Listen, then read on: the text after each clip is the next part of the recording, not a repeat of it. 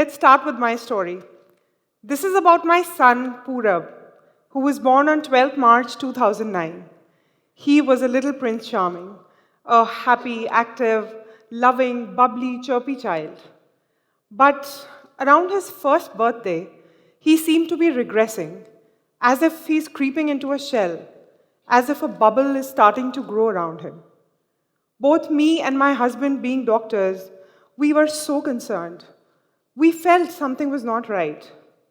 Within a few months, he stopped looking at us, stopped smiling, stopped interacting, stopped imitating us. He became quiet. He just lost the little tiny words he had started using. He was trapped inside an invisible bubble. As if we are not there, he was detached. It was then that our doubts were confirmed. Our child was on the autism spectrum. Now, what is autism? Medically, autism is a developmental condition, usually reported between 1 and 3 years. Any child who has poor eye contact is not able to communicate his needs through pointing or gestures or small words, who doesn't want to interact or play with his peers or with his toys in a meaningful way, who seems to be emotionally detached, who wants to do the same kinds of activities again and again and again alone, who seems to be out of sync, gets extremely disturbed with some lights or sound or touch, or seeks excessive touch or pressure, or jumping, who finds it difficult to focus and concentrate, who is very rigid with his routines. This child should be assessed and evaluated for autism and related conditions right away. Because many of these children are wrongly labeled as brats or misbehaved or badly parented. When this diagnosis was handed over to me, my only question was why? Why me and my child? It was then that my mother asked me, why not? If God can shower you with so much happiness, such great times, why can't He hand over a little challenge, a little responsibility, which He believes you would be able to do justice to? After all, what better way to put all your medical education to use but for your own child? That was my first encounter with reality, with accepting the fact that my child has autism. With the help of my husband, I could really stand up and come face to face with this actuality, and I accepted the truth with complete faith in God.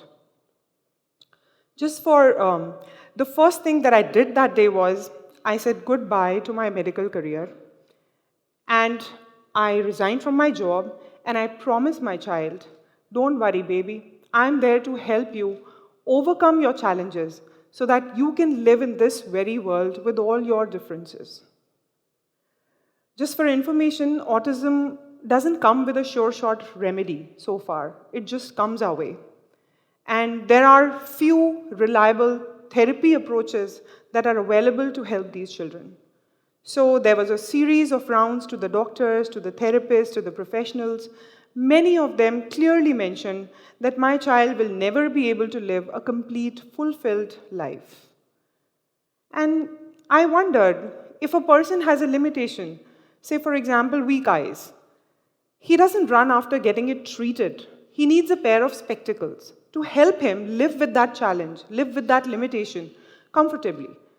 I was looking for that tool, that kind of spectacles for my child, so that I can help him live with his challenge and come at par with the world.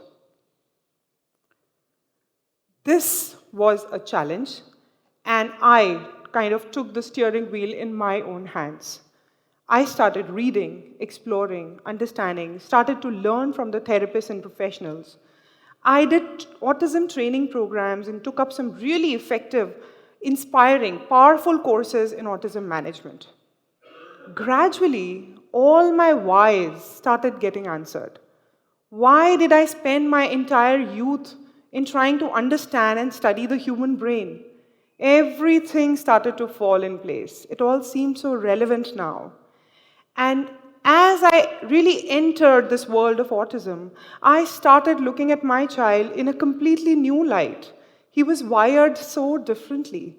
And whatever trainings I did, my son was my best teacher. So we started our sessions with him, and he started responding to the awesome time that we were spending together. He started opening up. He started connecting. We could build a little bridge to his heart. The bridge is still quite shaky, but we do get to visit his feelings and emotions every once in a while, and that is priceless. I was filled with a new energy to share all that I had learned with the other parents who were in the same boat with me. And this was how the idea of starting a school for children with autism was born. Sunrise Learning was born. So, what do we do here? First, we try to find and identify a child's interests. Whatever drives him, whatever he's fascinated with. It could be even a fixation with an object or a toy. Sometimes it's animals or cars or maybe a xylophone. Then we work around those interests to strike a chord with that child, to help him build human connections more than object connections. I'll give a specific anecdote of Darsh. Darsh was our second child at Sunrise after my son Poorab.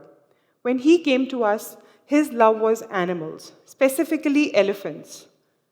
And our team literally lived the jungle safari every day. Elephant masks, elephant trunks, elephant tusks. We even emitted elephant sounds, pow pow, pow pow, pow pow, which only he taught us. And we became walking, talking elephants. And needless to say, he found his best friends in us. He started opening up. He started connecting. He started communicating with us in his own beautiful ways. He started speaking to us. It was all like a beautiful miracle. We even went to elephant picnics. His mother was really happy. She still supports the Sunrise vision with us. Unbelievable, isn't it? All this for being an elephant.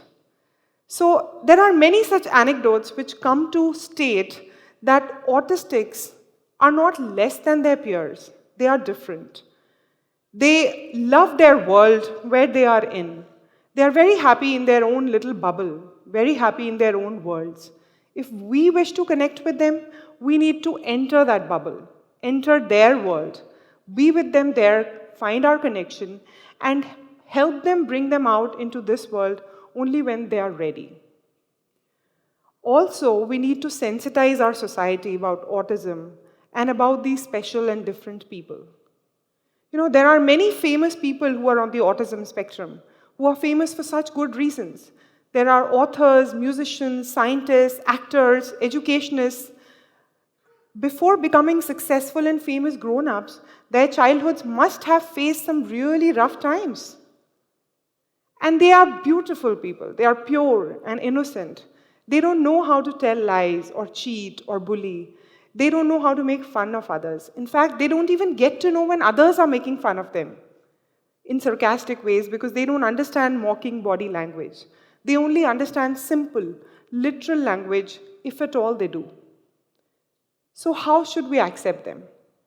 First, let's not label any child who behaves, laughs, cries, plays, runs differently as badly brought up. Any child who screams on the streets as misbehaved. He could be having a sensory meltdown. He could be autistic. Second, we have to and we should teach our normal or neurotypical children to be good and nice to people or children who are different. Third, we need to really understand and accept and support specialness. And we need to celebrate uniqueness. The least we can do is help them find acceptance in our society. We need to invite them to parties, conduct sports events, dance events, music competitions, fashion shows, art events, help them compete, help them win. And that's exactly what we are trying to do. And this, I believe, is just the beginning. As a next step, we wish to create bigger and better learning and earning opportunities for these children. My journey so far with these children has taught me a few important things about myself and about my life. First, First, I'm way happier in teaching these children than postgraduate doctors, for sure. Second, happiness is a choice we make every single day of our life. And third, our response to any situation is based on our belief system. We have been brought up to believe that different is bad and normal is good. I think it's time we should stop looking at different in a bad way. So next time, if you see a person with a difference, accept his specialness with open arms. Teach him, help him to live his life with dignity and confidence, with his challenges. And help him identify his strengths. He might be having many. So next time life throws a challenge at you, please don't ask why.